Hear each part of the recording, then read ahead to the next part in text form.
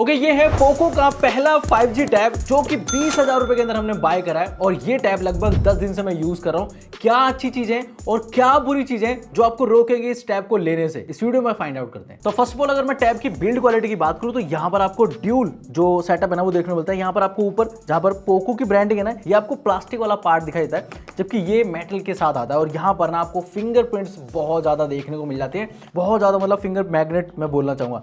Dual camera setup दिखाई देता है, लेकिन यहाँ पर आपको एक सिंगल कैमरा मिलता है, दूसरा यहाँ पर फ्लैश मिलता है और क्वाड स्पीकर का सेटअप यहाँ पर मुझे देखने को मिलता है। साथ में 3.5 का जैक और यहाँ पर आपको टाइप सी का पोर्ट भी दिखता है। बाकी इस टैब की ना दो चीजें बहुत ज्यादा हाईलाइटेड है, एक तो डिस्प्ले और दूसरे की आगे बात करूंगा।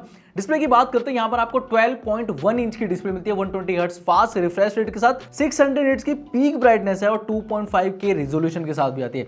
साथ में 12 बिट यहाँ पर आपको आउटपुट मिलता है। तो यहाँ पर ना कलर्स वगैरह बहुत ज्यादा आपको देखने मिलेंगे। लेकिन अगर मैं ब्राइटनेस की बात करूँ ना, तो यहाँ पर इंडोर के अंदर तो ब्राइटनेस काफी सही लगती है, लेकिन अगर आप आउटडोर में जा रहे हो ना, ब्राइटनेस इतनी अच्छी नहीं है। कंटेंट अगर आप इंडोर में देख रहे हो तो उसके लिए काफी सही है, जहां पर आपको कलर्स या फिर मैं बोलूंगा ब्राइटनेस ठीक दिखती है।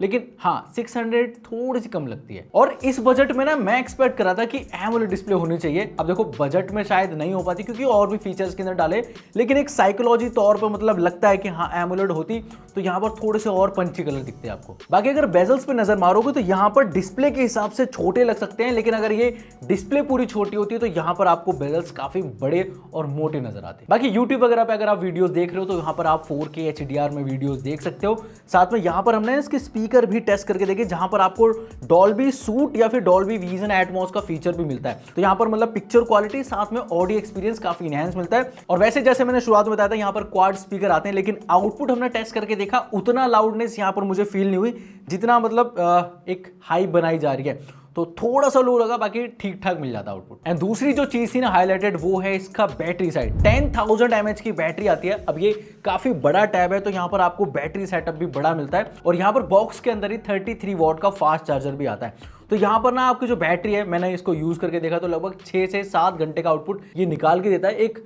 डिसेंट सी ब्राइटनेस के ऊपर। और वहीं अगर मैं चार्जिंग स्पीड की बात करूं तो लगभग 1 घंटा 45 मिनट के आसपास लगते हैं इसको फुल चार्ज होने में। अच्छा, परफॉर्मेंस की बात कर लेते हैं, लेकिन उससे पहले मेरा एक क्वेश्चन है आप लोगों से कि भाई ऐसे जो टैब्स होते हैं या फिर जो बड़ी स्क्रीन के टैब होते हैं वो आप किस काम के लिए लेते हो? स्टडी मटेरियल रीड करने के लिए लेते हो, या फिर मूवीज देखने के लिए लेते हो, या फिर रील्स देखने के लिए, या फिर सर्फिंग करने के लिए? आप मुझे कमेंट बॉक्स में लिख सकते हो। बाकी आप बात करते हैं इसकी परफॉर्मेंस की। तो परफॉर्मेंस के लिए इस टैब के अंदर आता है 7S Gen 2, साथ में UFS 2.2 और LPDDR4X रैम यहाँ पर आपको देखने को मिल जाती है। हमने AnTuTu स्कोर्स वगैरह टेस्ट करके देखे, जहां पर लगभग 5.5 लाख के आसपास ये स्कोर निकाल के देता है। साथ में CPU थ्रॉटलिंग भी मैंने करके देखी और यहाँ पर आपको स्टेबल जो परफॉर्मेंस मिल जाती है, हीटिंग का इशू नहीं मिला।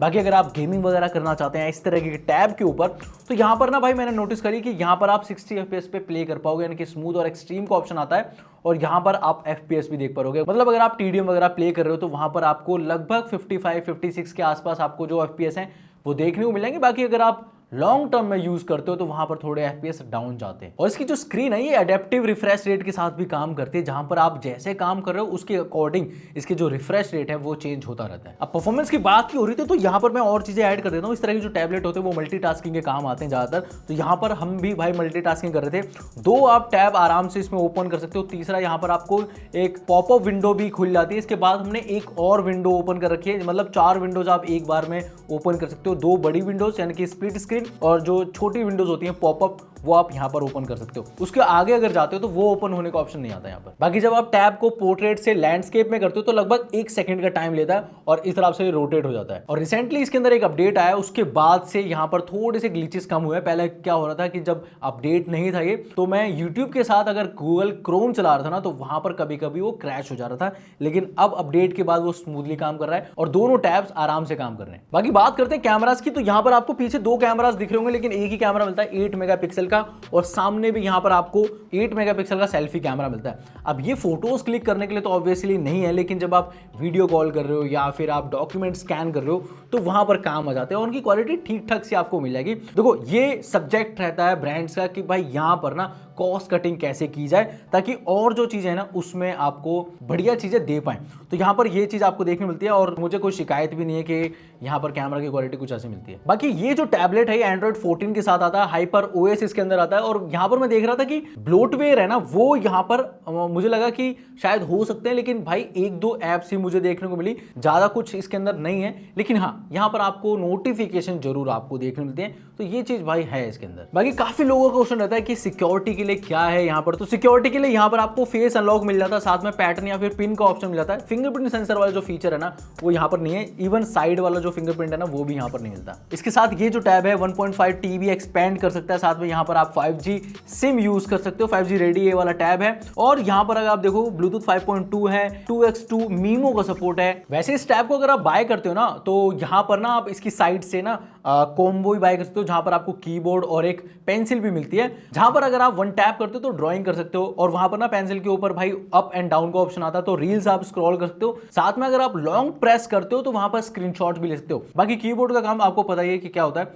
और इसके साथ वो अटैच भी होता है। और हाँ यहाँ पर ना कोई भी मैग्नेटिक वाला जो फीचर है ना, इनकी आपकी जो पेंसिल है वो इस तरीके से अटैच नहीं होगी, तो वहां पर जो कीबोर्ड का ऑप्शन है उसी में आपको अटैच करनी पड़ेगी। तो ये सारे फीचर मैंने बता दिए इस टैब के बारे में क्या क्या आपको मिलता है। लेकिन अब बात करते हैं कंक्लूजन की और प्राइस की। ये जो टैब है अभी देखने को मिलेगा 22,999 रुपए के अंदर, लेकिन मैंने भाई थंबनेल पे 19,999 लिख रखा है। क्यों? क्योंकि यहाँ पर ऑफर्स वगैरह लगाने के बाद ये टैब आपको डेफिनेटली 19,999 रुपए का देखने को मिलेगा, वो भी आपको 6GB 128GB के साथ। और हाँ 5G रेडियन की सिम भी डाल सकते हो। और यहाँ पर अगर मैं इसके कंक्लूजन की बात करूँ कि क्या आपको बाय करना चाहिए या फिर नहीं करना चाहिए, मैं बता देता हूँ क्या क्या अच्छी चीजें और क्या क्या बुरी चीजें जिनको आप कंसिडर करके इसे इग्नोर कर सकते हो। सबसे पहले इस टैब के अंदर ना आपको सारी चीजें मिल जाती हैं, लेकिन वो एकदम परफेक्ट नहीं है। जैसे कि यहाँ पर आपको बड़ी बैटरी मिल जाती है, यहाँ पर आपको फास्ट चार्जिंग मिल जाती है, बड़ी डिस्प्ले मिल जाती है और यहाँ पर आपको 2.5K रेजोल्यूशन वाली डिस्प्ले मिल जाती है। क्वाड स्पीकर यहाँ पर दे रखे हैं, 5G रेडी ये वाला टैब और उसके साथ साथ यहाँ पर आपको वाईफाई के साथ साथ 1.5 TB तक एक्सपेंड कर पाओगे। एंड सबसे अच्छी बात ये है कि इसका जो प्रोसेसर है वो भी काफी केपेबल है, जहां पर आपको गेमिंग हो गई, मल्टीटास्किंग हो गई,